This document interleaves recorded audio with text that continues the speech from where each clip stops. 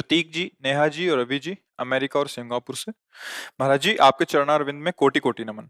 महाराज जी, हम दुनिया के विकसित देशों में रहते हैं। हमारे पास दुनिया की सभी आधुनिक सुविधाएं उपलब्ध हैं। हम लोग नौकरी, बच्चों व गृहस्थी में इतना व्यस्त रहते हैं कि जिंदगी मशीन की तरह व्यतीत हो रही है। ऐसी स्थिति में नौकरी, परिवार व सामाजिक जीवन में किस प्रकार संतुलन किया जाए कि मन में सुख और शांति का अनुभव होते हुए हम अपने कर्तव्यों का पालन कर सकें।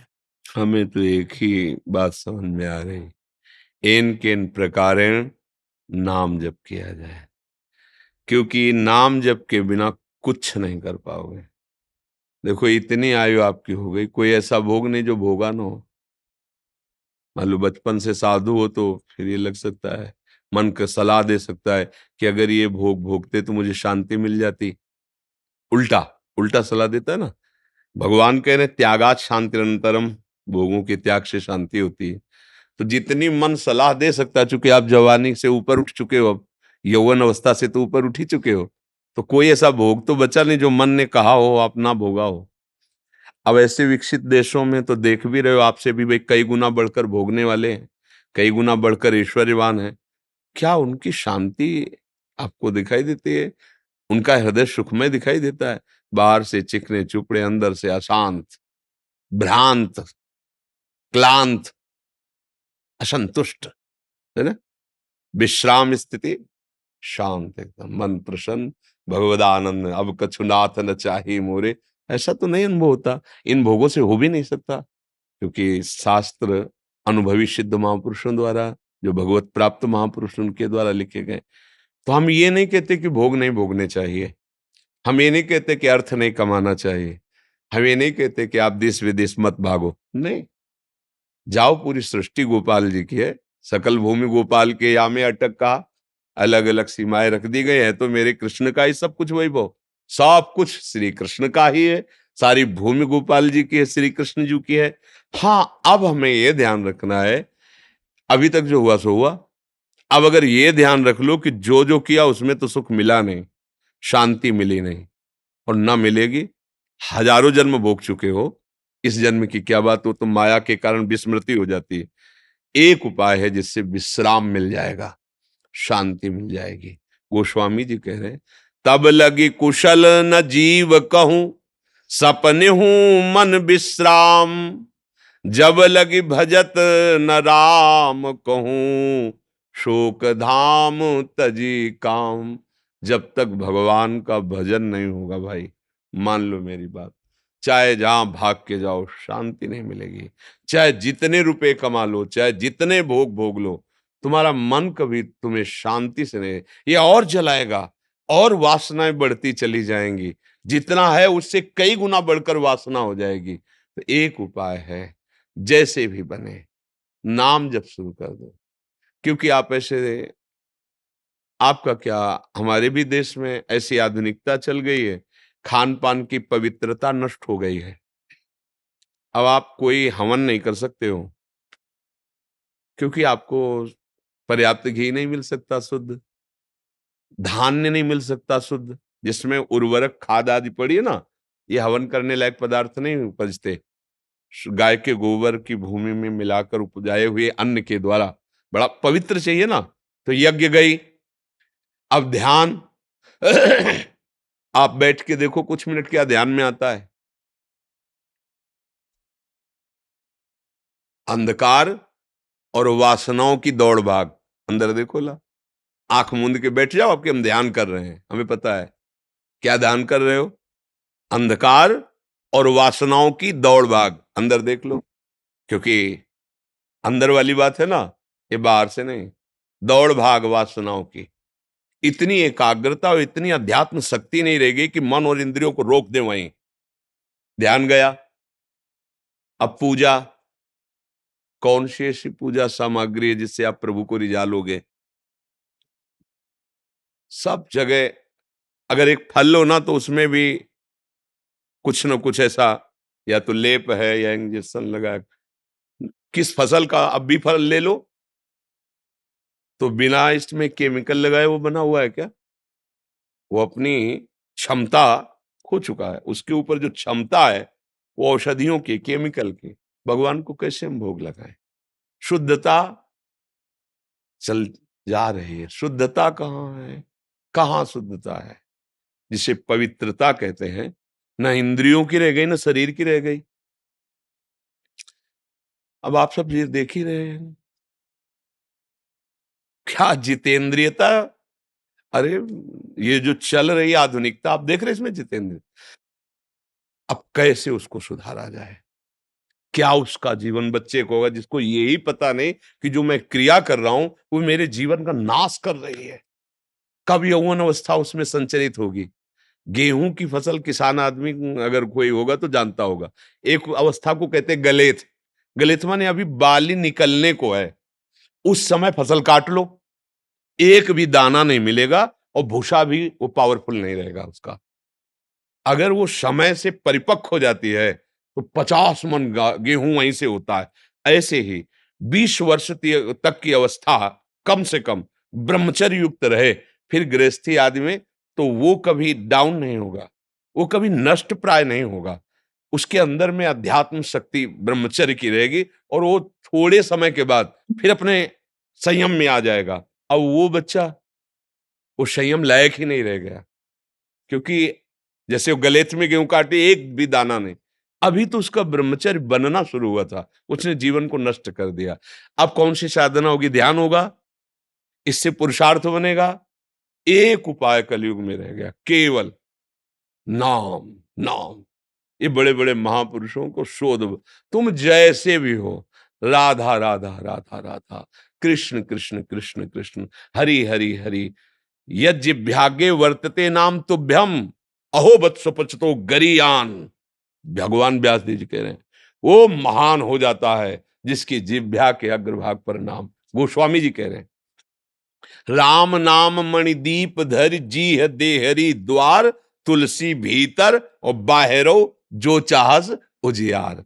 अगर राम राम राम राम तो बाहर भी तुम्हारा मंगल हो जाएगा और अंदर तो प्रकाश हो ही जाएगा ज्ञान का, अर्थात ये लोक भी मंगलमय और परलोक भी भगवतमय। अब छोटे छोटे बच्चे गलत आचरण, छोटी छोटी अवस्था के बच्चे पान गलत, खान गलत, व्यवहार गलत। भजन का तो मतलब जो समय चल रहा है अध्यात्म का सर्वनाश करने वाला, अध्यात्म कौन समझ। इसलिए सबसे प्रार्थना है, अगर आप भगवत कृपा से हमारे पास आए हैं, शराब पीना बंद करें। ना पीते हो बहुत धन्यवाद के पात्र हो, मांस खाना बंद कर दे। नहीं खाते धन्यवाद के पात्र हो। पराई माताओं बहनों से व्यभिचार की भावना का त्याग कर दे, ये तुम्हारी दुर्गति कर देगा। जीते जी तुम्हें नरक का भोग कराएगा, आज नहीं तो कल देख लेना।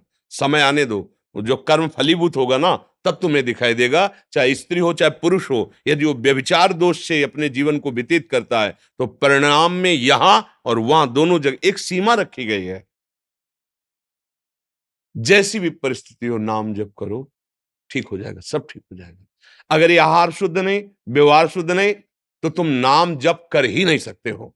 पापवंत कर सहज स्वभाव, भजन मोरते भाव न काऊ, जो पे दुष्ट हृदय सोई होई, मोरे सन्मुख आव की सोई। श्री भगवान के वचन है। इसलिए पापाचरण से कभी किसी को शांति नहीं मिलती। पापाचरण क्या है खुद जानते हो, सब जानते हैं, क्योंकि सबके हृदय में भगवान बैठे। जब आप गलत कदम उठाओगे तो कोई रोकता है, गलत है मान जाओ, वो सदगुरु अंदर बैठा हुआ तुम्हें उपदेश। पर मन की मानने वाले हम लोग उनकी बात ही नहीं मानते और हिलना करके चल देते हैं। तो खूब नाम जप कीजिए, कहीं भी रहिए, खान पान व्यवहार आपका पवित्र हो, नाम जप कीजिए, एक ही उपाय है और कोई उपाय मेरी समझ में नहीं आता है। दूसरों को सुख पहुंचाइए, धर्म की सीमा में रह करके, तन द्वारा, धन द्वारा, मन द्वारा। कोई बीमार है, कोई असहाय है, हम जिसमें अपनी वासना की पूर्ति होती है उसे सेवा नहीं करते। जैसे कि बोले तन द्वारा दूसरों को सुख पहुंचाना, सामने वाला कह रहा है कि ऐसा कीजिए मुझे सुख पहुंचेगा, तो वहां बोले थे कि तन द्वारा सुख पहुंचाना, वो वासना है, वासना उपासना नहीं है। धर्म की, इसीलिए धर्म शब्द लगा। धर्म के द्वारा असहाय, असमर्थ, किसी भी तरह की ऐसी हमें आवश्यकता दिखाई दे रही, हमारे पास भगवान ने सुविधा दी, हम दूसरों को सुख पहुंचाए, अच्छे आचरण वाले बने, नाम जप करें, इसी से भगवत प्राप्ति हो जाएगी। जो अन्य युगों में कृतयुगे ध्यायते विष्णुम तेतायाम यजतई मखई द्वापरे परिचर्यायाम कलौ तद्धर कीर्तनात्। भगवान के भजन से काम बने। आज ऐसा विकृत होता जा रहा है, भगवान, भगवान का नाम, भगवान की महिमा, इसी की निंदा हो रही, इसी की अवहेलना हो रही। हम जाते हैं, हमें कोई जादू कर दे, हमें कोई ऐसा झाड़ फूंक दे, ऐसा कुछ आश्चर्य में कह दे जिससे हम ठीक हो जाएं, जिससे हमारा काम बन जाए। करो दुर्गति के आचरण और कोई तुम्हें ठीक कर देगा। नाटक के साथ नाटक ही होता है। तुम नाटकी रहोगे, सत्य जगह पहुंच ही नहीं पाओगे, सत्य बात को समझ ही नहीं पाओगे। सत्य में चलो, तुम्हारा मंगल हो जाएगा। कोई तुम्हारा दूसरा मंगल नहीं कर सकता। अपना मंगल खुद आप करो। नाम जप करो, अच्छे आचरण करो। आशीर्वाद मांगने की जरूरत नहीं है, आशीर्वाद ही आशीर्वाद तुम्हें घेर लेगा। और तुम करो बेविचार, पियो शराब, खाओ मांस और सोचो हम कहीं चले जाएं, कुछ भेंट देके, कुछ जंतुर मंतुर बनवा करके हम सोच दो जब कुछ नहीं होने वाला, करके देख लेना। सत्य वस्तु एक अपना प्रभाव रखती है, सत्य वस्तु प्रभाव रखती है, पर सत्य को समझना थोड़ा कठिन होता है। हाँ, ऐसे अरे तुम्हारे कर्म ही तुमको दुख सुख दे सकते हैं। अच्छे कर्म करो, भगवान नाम जप करो, दूसरों को सुख पहुंचाओ। किसी के आशीर्वाद की जरूरत नहीं है। तुम भगवान के अंश हो, तुम स्वयं में पूर्ण हो यार। तुम समझो, मारे मारे घूम रहे हो, तुम्हारे आचरण खराब है इसलिए तुम समझ नहीं पा रहे हो। जो यहां इतना भी कम नहीं, यहां वही बैठा हुआ है जिसके बल से हम दहाड़ रहे हैं, उसी के बल से तुम भी बलवान हो। केवल तुम अपने बात को समझो। तुम गिर रहे हो इसलिए नहीं समझ पा रहे। थोड़ा सा पैर जमाओ, तुम ललकारने लगोगे। जो काम क्रोध लोभ मोह मद मत्सर तुम्हें परास्त कर रहे हैं ना, तुम भी मुस्कुरा के निकलोगे उनके बीच से। बहादुर के बच्चे हो, अखिल बलशाली भगवान के तुम अंश हो। यार इन फालतू वाली बातों में काहे को समय बर्बाद करते हैं? तो अरे भाई ऐसे, मतलब समझ में नहीं आ रहा, लोगों को समझ में नहीं आ रहा है। भागे घूम रहे। अरे उतनी देर बैठ के राम राम जप, कृष्ण कृष्ण जप, राधा राधा जप, किसी की जरूरत नहीं तेरे को।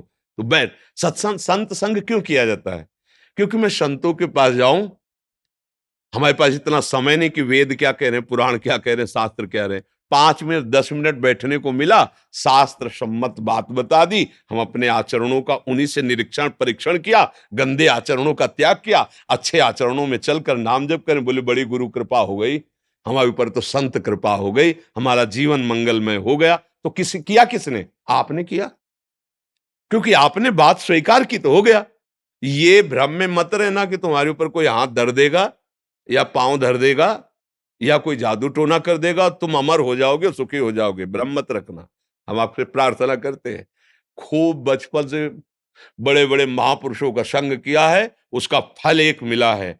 आप स्वयं अपने आचरण सुधारिए और नाम जप कीजिए, आप परम सुखी हो जाएंगे। भगवान गीता में उपदेश कर रहे हैं अर्जुन को।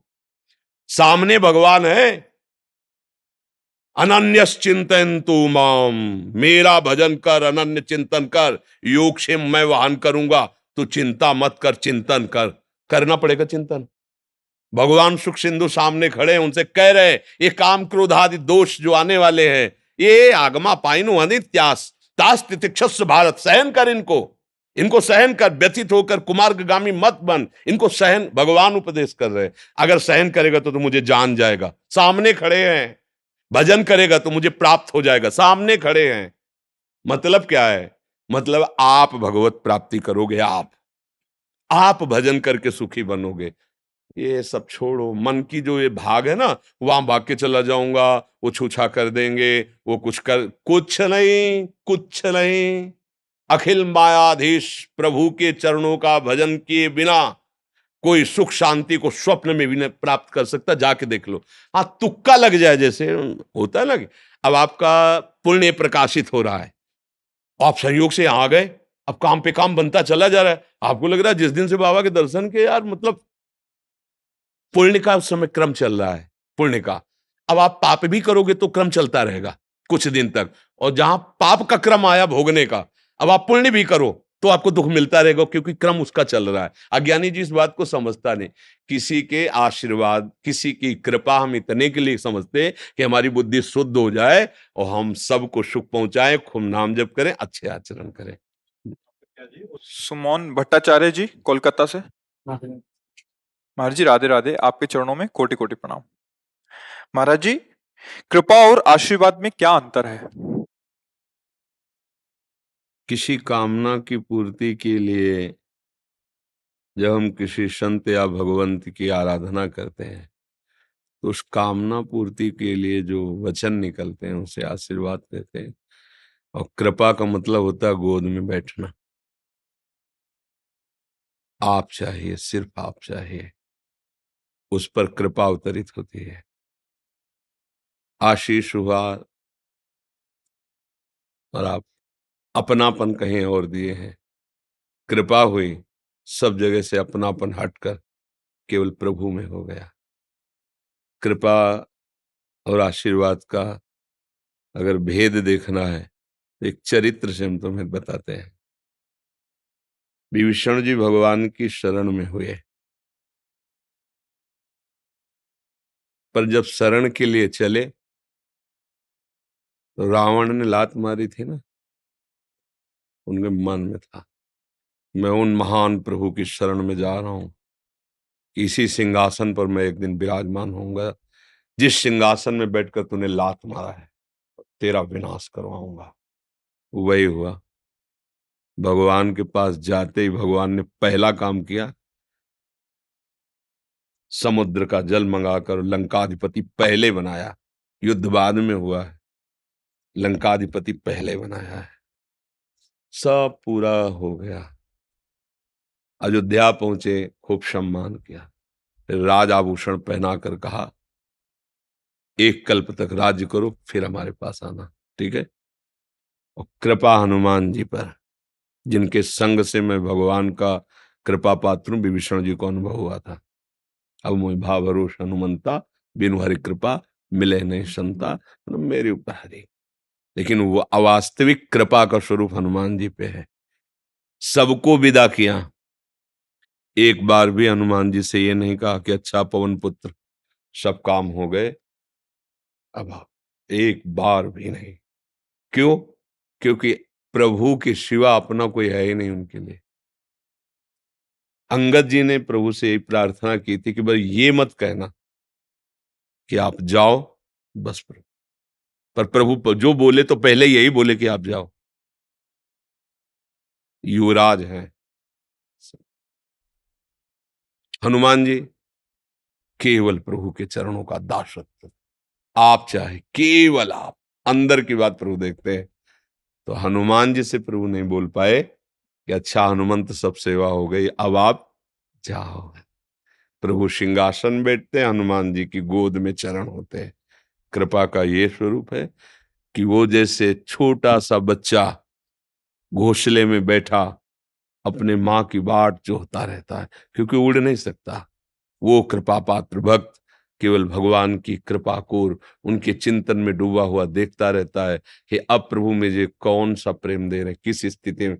साधन बल नहीं होता है, आशीष सेवा के द्वारा रिझा लेना संतों को, गुरुजनों को, भगवान को, और अपने मन की बात, चाह जो हमारी, उसकी पूर्ति हो। बोले आशीर्वाद मिला, पुत्र भाव, आशीर्वाद मिला, राज्य का पद प्राप्त, आशीर्वाद मिला, सिद्धियां मिल गई, ये आशीष है और ये कृपा है। समझ पा रहे आप? एक चौपाई स्मृति में आ रही, तुम्हारी कृपा तुम्हें रघुनंदन, जानई भगत भगत उर चंदन। कृपा का क्या स्वरूप है? भगवान से अपनापन हो जाना, भक्तों के हृदय को शीतलता प्रदान करने वाले।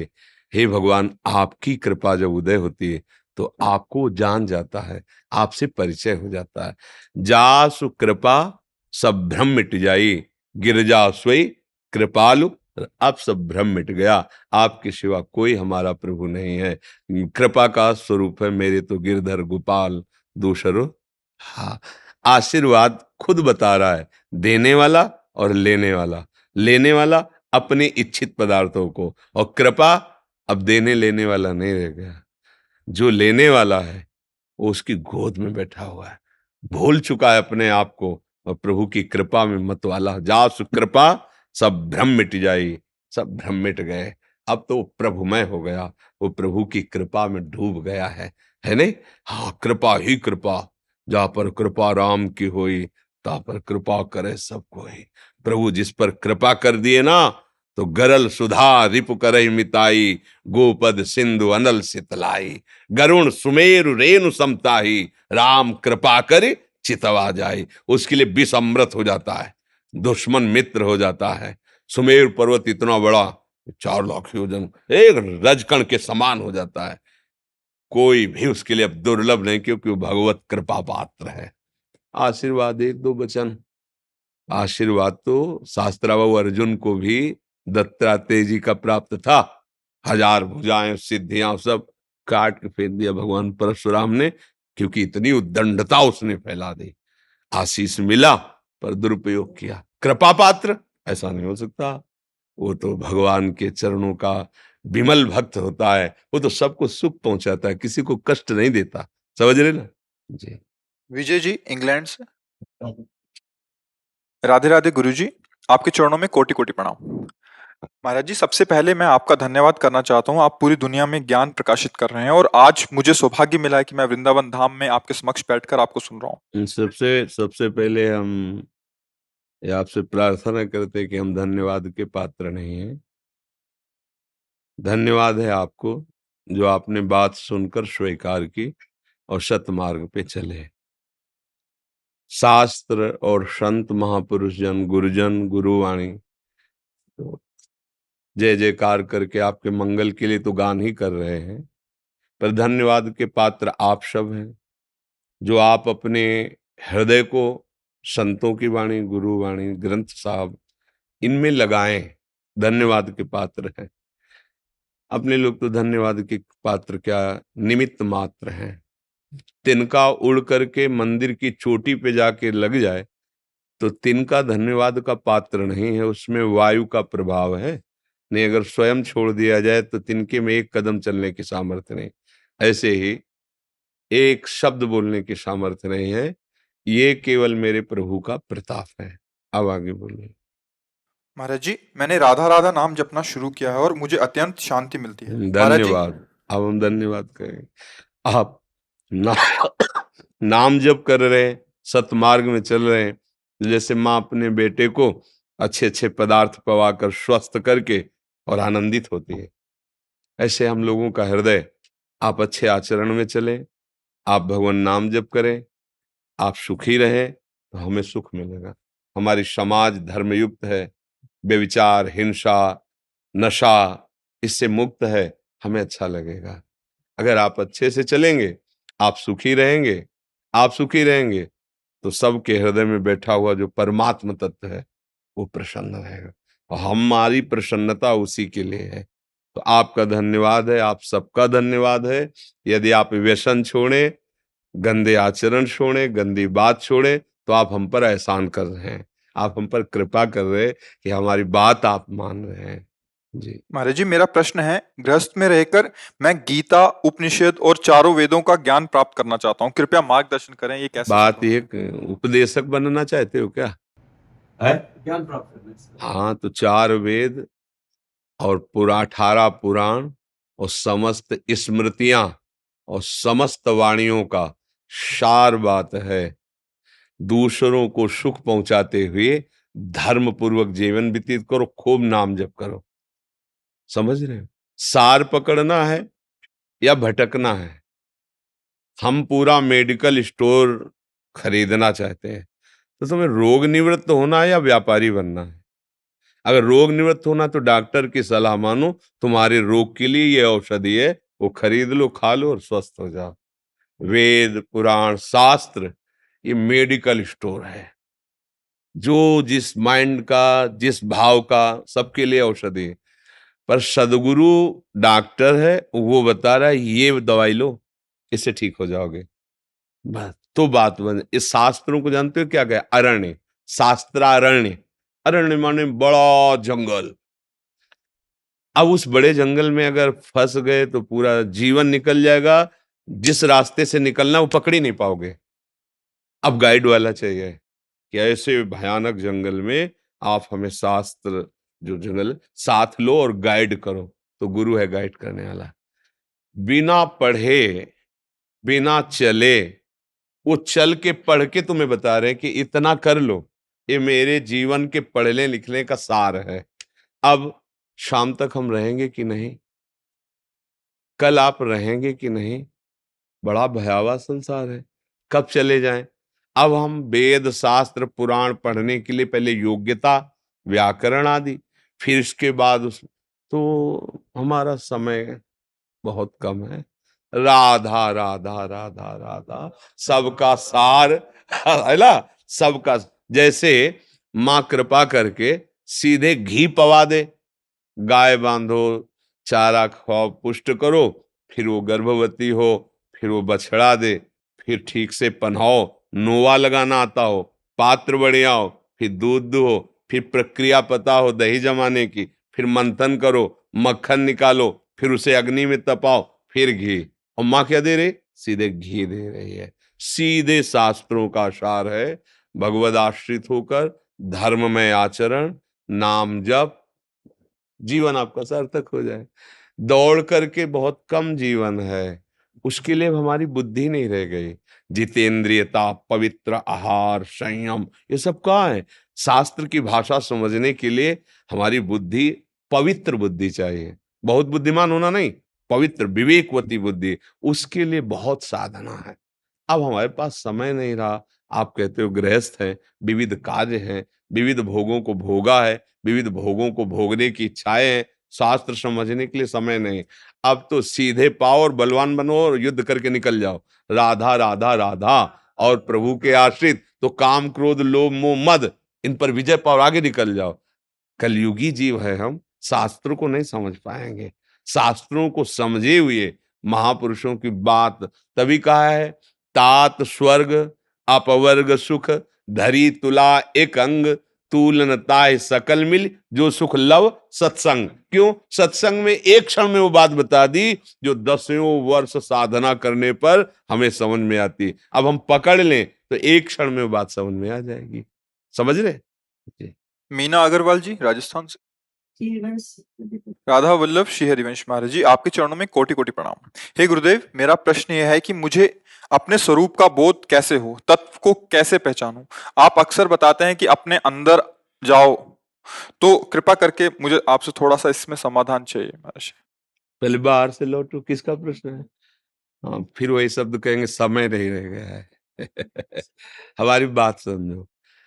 अब जैसे मतलब नवीन अवस्था का कोई साधक हो, तो फिर हम उसको प्रक्रिया बताएं कि आप पहले प्राण संयमन करो प्राणायाम के द्वारा, और आसनों पर बिना हिले 3 घंटा बैठना सीखो। पद्मासन, सिद्धासन, शांत बैठे। अब जो इंद्रियां जिन जिन विषयों में बाहर जा रही, बंद है पर बाहर जा रही अंदर, उनको वापस करो, मिथ्या साबित करो। जिस भोग पर, जिस व्यक्ति पर, जहां नाम रूप पेंजा, उसको धीरे धीरे धीरे, मंत्र साथ में चल रहा है, जब धीरे धीरे हम उसको शांत करते चले जा रहे हैं। बिल्कुल शांत शांत। स्थूल शरीर में नहीं, सूक्ष्म शरीर में नहीं, कारण शरीर में नहीं, इंद्रियां आदि इनका व्यापार मिथ्या, शांत करते करते गुरु कृपा से, मोक्ष मूलम गुरु कृपा, इन सब का राग हटा, अपने स्वरूप का बोध हुआ। अब कहने में 1 मिनट में हो गया, लेकिन पूरा जन्म जन्म लग जाता है इसमें। तो एक उपाय है जो अभी कल्याण हो जाए, वही जो स्वरूप बोध से कल्याण होता है, अभी हो जाएगा।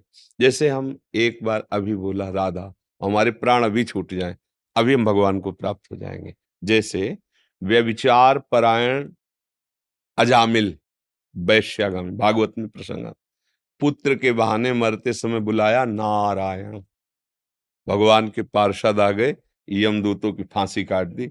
अब अपने लोगों का शरीर 10 मिनट हम ऐसे बैठने में परेशान हो जाएंगे, शांत एकदम। 3 घंटा तो, फिर 3 घंटा नहीं, 6-6 घंटा, 8-8 घंटा ऐसे बैठ गए तो शरीर राग रहित, पीड़ा धीरे धीरे शांत, उससे मन हटा दे। ये ज्ञान के पंथ कृपाण के धारा, गोस्वामी जी कहते ज्ञान के पंथ कृपाण के धारा, परत खगेश लगे नहीं बारा। इसलिए सर्व सुलभ मार्ग भगवान की भक्ति है। भगवान के आश्रित होकर उनका नाम जप करो। कोई एक ग्रंथ जिसका स्वाध्याय करो, जैसे श्रीमद् भागवत है, भगवत गीता जी, एक ग्रंथ पकड़ लो, बार बार उसी का स्वाध्याय करो। स्वाध्याय एक श्लोक चाहे पढ़ो, पर उसको समझो कि क्या कह रहा है। भगवान को गुरु मानकर उनकी वाणी है वो गुरुवाणी। समझो भगवान क्या कह रहे हैं। गीता जी का एक एक शब्द भगवान के श्रीमुख से निकला है।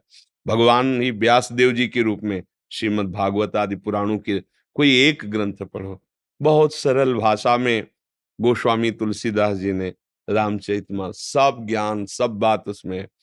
संस्कृत ना आता हो तो हिंदी में आओ, गोस्वामी जी ने देखो अर्थ पढ़ लो, समझो क्या करना। सब शास्त्रों को पढ़ लिया, लेकिन भगवान का स्मरण निरंतर नहीं चला तो कुछ हाथ नहीं लगा। गोस्वामी जी कह रहे हैं कि जोग कुजोग और ज्ञान अज्ञानू, जहां नहीं राम प्रेम प्रधानो। अगर जोग में भगवत भजन निरंतर नहीं हो रहा तो कुजोग है। बहुत ज्ञान में भजन नहीं हो रहा तो बोले वो अज्ञान ही है। सो सब कर्म धर्म जर जाओ, जहां न राम पद। वो कर्म धर्म किसी कार्य का नहीं, भगवत प्रेम नहीं हुआ, भगवान नाम जप नहीं हुआ। सार बात है भगवत स्मृति। तो अब कोई कहे कि इससे कैसे आत्मस्वरूप का बोध होगा, तो भगवान कह रहे हैं मम दर्शन फल परम अनुपा, जीव पाव निज सहज स्वरूपा। ये मेरा भजन किया और मैं प्रकट हुआ, तो उसी प्रकाश में अपने आत्म स्वरूप का मैं कौन हूं पता चल गया। मम दर्शन फल परम अनुपा, जीव पाव निज हमें ये सरल लगा। इंद्रियों को जीत करके, सब विकारों को नष्ट करके, शरीर राग रहित होकर के शुद्ध आत्म, इसके लिए बहुत साधना है। हम जैसे हैं नीच पामर दीन अज्ञानी, हे भगवान आपके हैं। हे हरि, हे प्रियाजू, मैं जैसा हूं आपका हूं और नाम जप कर रहा हूं, पक्का मंगल हो जाएगा। पक्का। पुत्र के बहाने से नारायण बुलाया तो भगवान मिल गए। अपने जानबूझकर नारायण बोलेंगे तो भगवान नहीं मिल जाएंगे। हरि बोलेंगे, कृष्ण बोलेंगे, राम बोलेंगे, राधा बोले, कल्याण नहीं हो जाएगा। विश्वास। हम कलयुगी जीव हैं। अब हमारी साधना करने वाली ना तो शारीरिक स्थितियां हैं और ना मानसिक स्थितियां हैं। तो एक बात है, हरि शरणम हरि, भगवान की शरणागति अंदर से, और खूब नाम जप करो। जो ज्ञान शास्त्रों में वो आपके दिमाग में आ जाएगा, वो आपके दिमाग में छा जाएगा। क्योंकि नाम जो है उसमें सब कुछ भरा हुआ है, पूरा ब्रह्मांड भरा हुआ है, पूरे ब्रह्मांड का ज्ञान भरा, और ब्रह्मांड नायक भी उसी में भरे हुए हैं। नाम में सब कुछ है। जितना जपते जाओगे उतना ही आपका ज्ञान विज्ञान सब प्रकाशित होता चले। तो अब शरीर का समय अवस्था, वो सामर्थ्य सब नहीं रह गई है। एक दिन भोजन न मिले तो चेहरा अपना उदास हो जाएगा। और पथिकों ने इस मार्ग के कई कई दिन आहार नहीं है, हड्डी हड्डी शरीर रह गया, लेकिन अपने स्वरूप बोध के लिए साधना कहाँ है। अकेले कितनी देर बैठ सकते हो, मन नहीं बैठने देगा। असंग, पूरा जीवन असंग, तब उन्हें बोध हुआ अपने स्वरूप।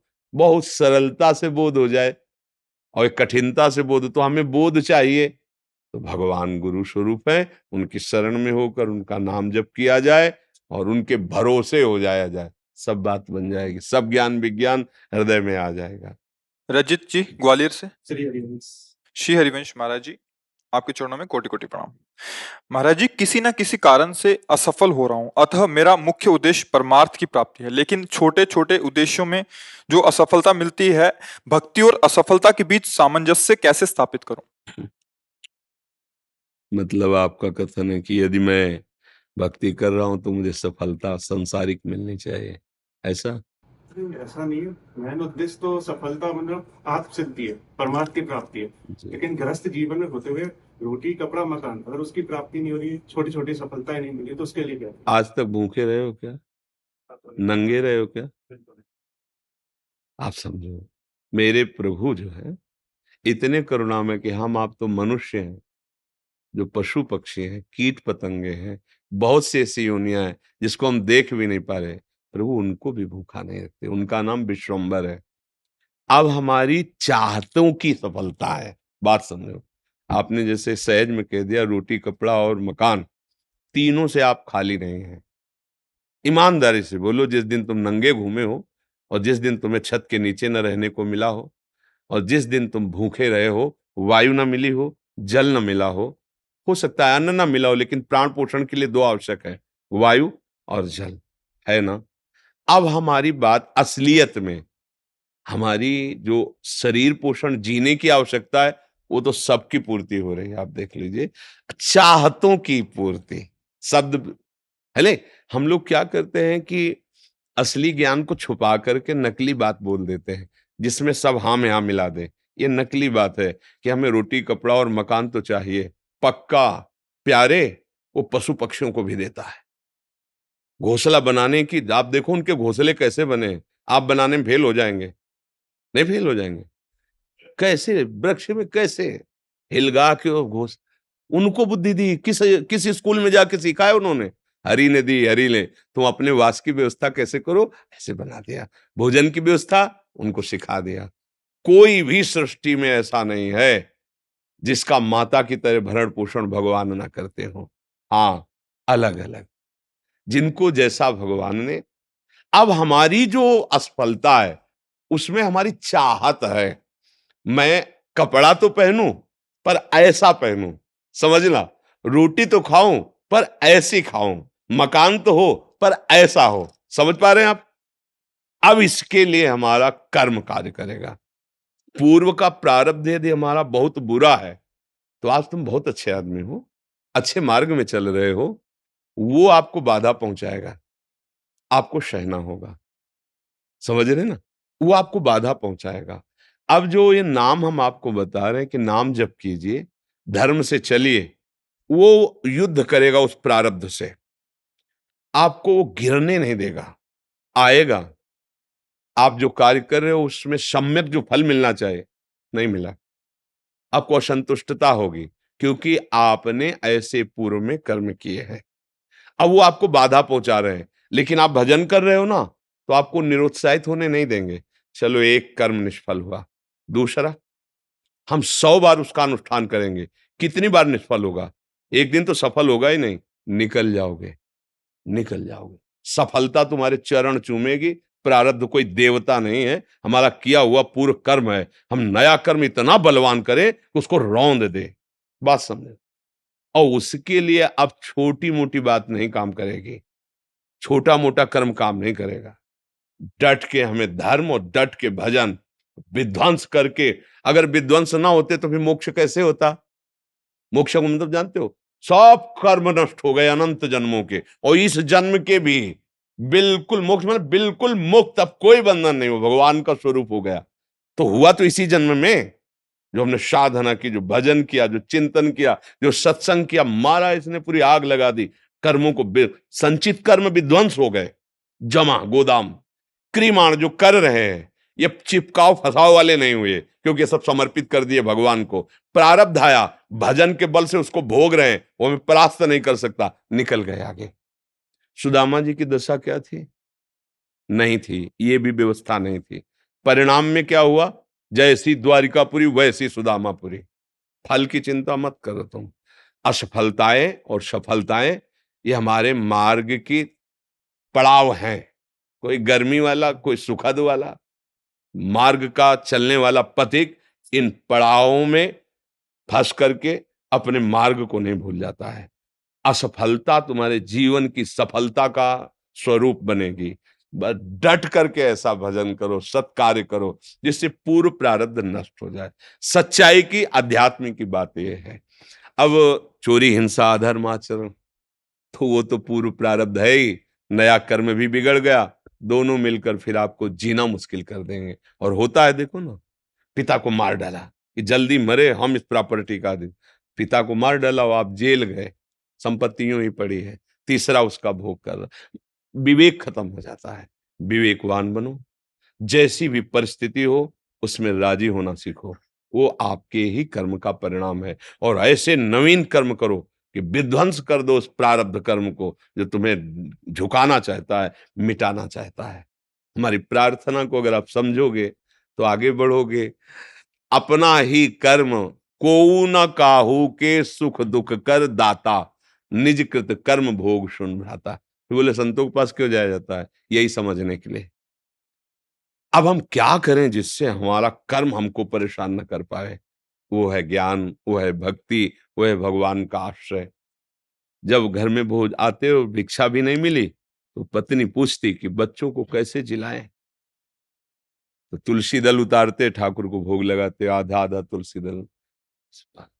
उनका एक मित्र था जो धनी के यहाँ वो पुरोहित कर्म करता था, डोली में बैठ के निकलता, पालकी में। वो कहता है, सुदामा जी हमारे यहाँ जो सेठ है ना, उनके यहाँ चलो, थोड़ी देर श्लोक बोलना। तो सब व्यवस्था उनका। हमने तो अपना सेठ श्री कृष्ण को वरण किया है, अब वो भूखे रखे चाहे मारे, अब हम दूसरे की गुलामी नहीं कर सकते। हमने तो भगवान को अपना माना है। हिले नहीं तो भगवान का हृदय हिल गया। एक दिन प्रसाद पा रहे थे से एकदम ऐसे हो गए। रुक्मिणी जी मन की बात, तो उनका प्रभु ऐसी स्थिति आपकी तभी होती जब कोई आपका भक्त भूखा होता है। तो भगवान के आंसू आ गए। हमारा पुराना मित्र है सुदामा, और कई दिन से उसके घर में भोजन नहीं, बच्चे। बोले प्रभु आप दुखी हो रहे हो, महालक्ष्मी स्वरूपम आप आदेश करो, त्रिभुवन की राज्य लक्ष्मी उसके घर में। तो उनका बात तो यही कि उसके अंदर कामना नहीं है, और मेरे भक्त के अंदर यदि कामना नहीं होती तो माया मैं नहीं देता। मेरे भक्त के अंदर कामना नहीं होती तो मैं माया, और वो निष्काम भक्त है सुदामा, उसके अंदर कभी कामना आ ही नहीं सकती कि हे भगवान भोजन तो दे दो, कभी नहीं। तो रुक्मिणी जी ने कहा हम आपका दुख नहीं दे सकते, फिर हम कुछ रचती है। तो उन्होंने कहा नहीं, पहले हमें कामना पैदा करना पड़ेगा। भगवान सोच रहे पहले हमें भक्त के हृदय में कामना पैदा करना पड़ेगा। गए एक भिक्षुक के रूप में, जब सुदामा जी भिक्षा को गए थे, भिक्षाम दे, अतिथि धर्म गृहस्थ में बहुत बड़ा धर्म होता है, दरवाजे आए हुए का आदर करना चाहिए। तो कुछ ना हो तो वचन से है, निकली भिक्षाम दे। तो उनका भगवान हम भिक्षा देने लायक नहीं है। क्यों? उनका एक पुत्र हुआ है, इसलिए सूदक है। ठीक है, 15 दिन बाद आ जाएंगे। बोले मत आना, क्योंकि हमारे जो पुत्र हुआ है वो दरिद्र, दरिद्र नामक पुत्र हुआ है, और इसका सूदक पूरे जीवन में नहीं जाएगा। अर्थात हम दरिद्र हैं, हमारे पास कुछ है ही नहीं जो मैं आपको दे सकूं। भगवान ने कहा सुना है तुम्हारे पति के मित्र द्वारिकाधीश भगवान है, जिनके मित्र श्री कृष्ण द्वारिकाधीश हैं, उनकी ये दशा, एक बार कहो ना अपने पति से कि अपने मित्र के पास जाएं। भगवान चले, पत्नी आए, जब आए सुदामा जी तो पत्नी ने कहा कि हाँ हमें तो स्मरण नहीं था, आपके मित्र द्वारिकाधीश है ना, आप उनके पास जाओगे तो मैं कभी इस बात के लिए नहीं जाऊंगा कि श्री कृष्ण मुझे सांसारिक वस्तु दे। नहीं नहीं। बोले आप कब कह रही मांगना, आप केवल जाओगे तो आपकी दशा देख करके वो आपको दे देंगे। बोले तुम कहती हो तो हमें दर्शन मिलेंगे मेरे प्यारे के, इसलिए मैं जा सकता हूं। अब मित्र के पास, गुरु के पास जाए तो कुछ ऐसा शास्त्रीय सिद्धांत है, कुछ भेंट ले जाए, बेटी के यहाँ जाए, गुरुदेव के यहाँ जाए, आराध्य देव के यहाँ जाए, ऐसा, और मित्र के यहाँ जाए तो उनका भेंट के लिए, अब वो खुद खाने के लिए भेंट क्या। सुदामा जी की पत्नी ने कहा देखो प्रयास करती, 4-5 आस के मोहल्ले के घरों में गई तो कुछ तो ऐसे थे देखते ही बंद कर लेते थे दरवाजा, कि मांगेगी आके और क्या है। थोड़ा एक प्रिय भाव रखती थी। तो कहा हमारे पति द्वारिकाधीश से मिलने जा रहे हैं, कुछ उनकी भेंट के लिए।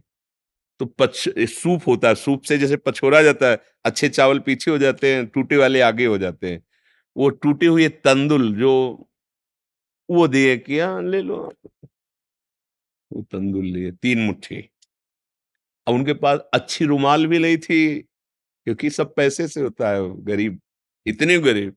अपनी फटी हुई कपड़े की धोती उसमें चावल, पूरा बहुत बड़ा चरित्र है। पर जब भगवान के द्वार में पहुंचे तो जहां ब्रह्मा और शंकर भी खड़े रहना होता है, वो द्वारिकाधीश का वैभव।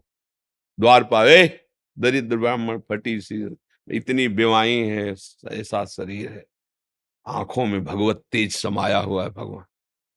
तो उनका भैया, एक बार तुम अपने स्वामी से कह दो जाके कि सुदामा नाम का कोई आपका मित्र आया है, बस ऐसा। पार्षदों ने, बड़े दयालु हैं, पार्षदों ने कहा आप यहीं तब तक खड़े रहिए जब तक हम ना आए। और भी पार्षद थे, एक दौड़ते हुए गया, जय जयकार हो प्रभु, कोई एक दरिद्र ब्राह्मण वेश में है और वो सुदामा सुदामा कूद पड़े भगवान। ब्रह्मा शंकर को भी इंतजार करना पड़ता था, लेकिन सुदामा नाम सुनते ही भाग पड़े भगवान। और ये सब आश्चर्यचकित बात रुक्मिणी जी, पार्षद सब देख रहे हैं कि ऐसे तो कभी भगवान नहीं भागे, कि भाई ब्रह्मा जी आए भगवान भाग पड़े या शंकर जी आए, सब आकर इंतजार करते हैं। और प्रभु जब प्रभु दौड़ के गए सुदामा जी को। सुदामा जी संकुचित हो रहे हैं कि मेरी हड्डियां ऐसे सुकोमल, तन मेरे श्याम सुंदर के लग रही होंगी। वो सकुचते जा रहे कि इतना बड़ा वैभव स्वामी हमें ऐसे। भगवान ऐसे अपने हाथ से चरण पखारे सुदामा जी के, थाल रखकर। रुक्मिणी जी आश्चर्यचकित हो रही है, ऐसा कोई तपस्वी, ऐसा कोई महात्मा जिसकी ऐसे भगवान अभी तक तो नहीं देखा जैसा इस ब्राह्मण। और धोती कई जगह से फटी थी, जो दुपट्टी उसको ऐसे केवल अंग ढके हुए थे, ऐसी धोती थी, हड्डियां हड्डियां शरीर में। रुक्मिणी जी के पलंग पे बैठाला भगवान ने, जिस पलंग को ब्रह्मा शंकर नमस्कार करते हैं, उस पलंग पे बैठाला, चरण धोए, चरणामृत लिया का हो भाग्य आप पधारे, भोजन पानी सैन, चरण दाब रहे भगवान। सुदामा जी सोचते वो दास पर कितनी प्रीति प्रभु करते हैं। 2-3 दिन 4 दिन सबसे प्रभु मिलवा रहे हैं, परिचय करा, ये मेरे मित्र सुदामा जी हैं, ऐसे बैठे। और सबके बीच में कहा कि ब्याह हो गया है, क्योंकि जब मित्र बने थे तब तो गुरुकुल में थे। तो सुदामा जी ने कहा पुत्र भी है। हाँ, तो भाभी ने कुछ दिया भी होगा हमारे लिए। अब ये वैभव, हाँ, अब वहां फटे कपड़े में तंदुल कैसे। बोले देखो पहले चूक की थी, गुरु माता ने चले दिए थे हमारे लिए, और फिर चूक कर रहे हो, कुछ दिया है। अब भगवान ने ऐसे हाथ पकड़ा उनका, उठाया, कहा इतने स्वादिष्ट कीमती वस्तु तुम छुपाए रखे हो। खोला, उस फटे पुराने कपड़े में लपटे हुए तंदुल। रोमांच हो रहा है भगवान को। रुक्मिणी जी देख रहे हैं कि ऐसी प्रसन्नता से तो 56 भोग भगवान नहीं पाते द्वारिकाधीश, जैसी इस गरीब ब्राह्मण के तंदुल पा रहे हैं भगवान। दूसरी मुट्ठी ली, तीसरी में रुक्मिणी जी ने हाथ पर, प्रभु बस इतना काफी है इनके लिए। 2 मुट्ठी में 2 लोग का वैभव सुदामा को। प्रगट में 25 पैसे भी नहीं दिए, एक भी वस्तु ले। 3-4-5 दिन आनंद लिए, फिर सुदामा जी से कहा कि तो भगवान ऐसे चले। सुदामा जी ने सोचा कि प्रगट में तो कुछ दिया नहीं, हमें लगता विदा करने चल रहे हैं, तो कुछ अगर 2-4 असरफी भी होंगी तो खान पान व्यवस्था तो चली जाएगी। भगवान ने कहा जो अच्छे अच्छे कपड़े पहनाए थे, रास्ते में कोई उतार सकता है तो उतार दो, अपनी धोती पहन लो। यहाँ पर धोती पहन, रास्ते में बोले आप इधर से ऐसे जान, फिर वहां से मुड़ जाना। बोले हम तो आए थे तो रास्ता तो जानते ही, प्रभु चले जाए। और रास्ते में सोच रहे मेरे मित्र कितने कृपालु हैं, मुझे इसलिए नहीं दिया कि ये कहीं मेरा चिंतन छोड़कर धन का चिंतन न करें। हे श्री कृष्ण, सदैव आप जैसा ही मित्र मिले। सोचते सोचते आए तो देखा फिर वही द्वारिकापुरी।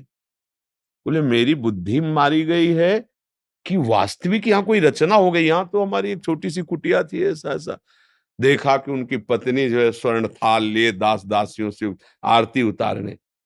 तो उनका तुम कौन हो? तो उनका आपकी दासी हूं, आपकी पत्नी। ये सब बोले जिनके पास गए थे ना, उन्होंने सब अश्रु पुलकित हो रहे कि वास्तविक तेरे दरबार की आली निराली शान ये देखी, सखावत खुद तेरी गलियों में चक्कर काटते देखा, फैलाया हाथ जिसने तेरे दरबार में आकर तुझे देते नहीं देखा, मगर झोली भरी देखी। ऐसे अगाध सिंधु भगवान का दासत्व भला हमको निष्फल कैसे हो जाए। हम जो राधा राधा जप रहे, हरि हरि, ये कभी निष्फल हो सकता है। पर धैर्यवान रहो, धैर्यवान रहो। समय से जब आएगा तो आप निहाल हो जाओगे। अश्रद्धा मत करो, और ऐसा भी मत सोचो कि वो भरण पोषण हमें नहीं, ऐसा नहीं। त्रिभुवन में कोई नहीं है, सबको जैसे राजी हैं भगवान वैसे सबका भरण। किसी को 1 कुंतल मांस चाहिए तो उस पशु को भगवान उतनी व्यवस्था किए। किसी को कितना चारा चाहिए उतनी व्यवस्था किए। कितना सबको, पूरी सृष्टि को भगवान दे रहे हैं। इसलिए ऐसा तो कभी अश्रद्धा करना मत। और धर्म से चलते रहो, नाम जप करते रहो, पूर्व कर्मों से लड़ो, निराश होना मत सीखो। आज सफल नहीं है तो हम कल सफल होंगे। ऐसा नहीं कि हर कर्म हमारा निष्फल चला जाए, ऐसा नहीं है।